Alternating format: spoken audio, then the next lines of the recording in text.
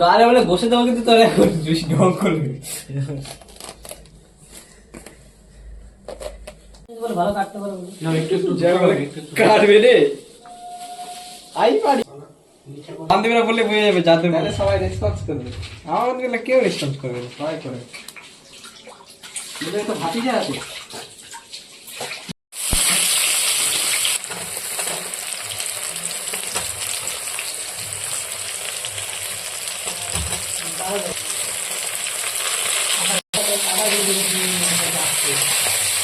বুঝলাম না।